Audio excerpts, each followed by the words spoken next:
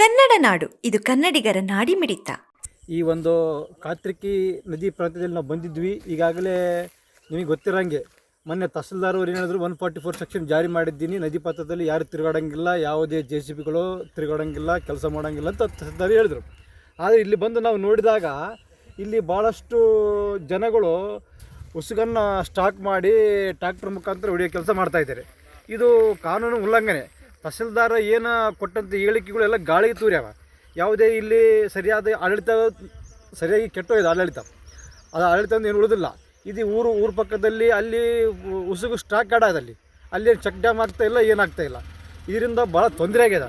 ಈ ತಮ್ಮ ನಿಯಮವನ್ನು ಗಾಳಿಗೆ ತೂರಿ ಈ ನಮ್ಮ ತಹಸೀಲ್ದಾರ್ ಅವರು ಬೇರೆ ಪತ್ರಿಕೆಯಲ್ಲಿ ಹೇಳಿಕೆ ಆಗಿದೆ.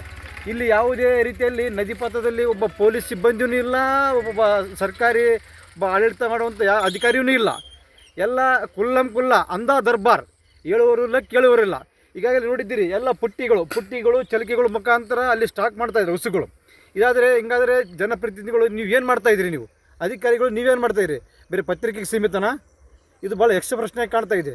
ದಯವಿಟ್ಟು ಈ ಗಣಿ ಭೂವಿಜ್ಞಾನ ಇಲಾಖೆಯವರು ಇದನ್ನು ಸೀರಿಯಸ್ ತೊಗೋಬೇಕು. ಈ ಒಂದು ಯಾರು ತಪ್ಪಿಸ್ತರ ವಿರುದ್ಧ ಕ್ರಮ ಕೈಗೊಳ್ಬೇಕಂತ ಈ ಮೂಲಕ ಹೇಳ್ತಾ ಇದ್ದೀನಿ ನಾನು. 144 ಸೆಕ್ಷನ್ ಬೆಲೆ ಇದೆನಾ ಇಲ್ವಾ? ಅದು ಏನು ಬೆಲೆ ಇಲ್ಲ, ಗಾಳಿ ತೂರ್ಯಾರ, ನಿಯಮಗಳನ್ನು ಗಾಳಿ ತೂರ್ಯಾರ. ಈ ಪೊಲೀಸ್ ಸಿಬ್ಬಂದಿ ಆಗಲಿ, ತಹಸೀಲ್ದಾರ್ ಆಗಲಿ, ಎಲ್ಲ ನಿಯಮವನ್ನು ಗಾಳಿ ತೂರ್ಯಾರ. ಯಾವುದೋ ಒಬ್ಬರು ಪತ್ರಕರ್ತರು ಕಣ್ ತೆರೆಸೋ ಕೆಲಸ ಮಾಡಿದ್ರೂ ಸಹ ಅವರು ನಿಯಮ ಬೇರೆ ಪತ್ರಿಕೆಯಲ್ಲಿ ಹೇಳೋ ಮುಖಾಂತರ ಹೇಳಿದ್ರು ವಿನಃ ಇಲ್ಲಿ ನದಿ ದಂಡೆಯಲ್ಲಿ ನೋಡಿದ್ರೆ ಎಗ್ಗಿಲ್ಲದೆ ರಾಜರೋಷವಾಗಿ ಉಸುಗನ್ನು ಇಲ್ಲಿ ಸ್ಟಾಕ್ ಮಾಡೋ ಕೆಲಸ ನಡೀತಾ ಇದೆ. ಅಲ್ಲ ಸರ್ ಏನಂತಂದ್ರೆ ಖನಿಜ ಸಂಪತ್ತು ಲೂಟಿ ಮಾಡ್ತಿದ್ದಾರೆ. 144 ಸೆಕ್ಷನ್ ಜಾರಿ ಆಗಿದೆ ಅಂತ ಹೇಳ್ತಾರೆ.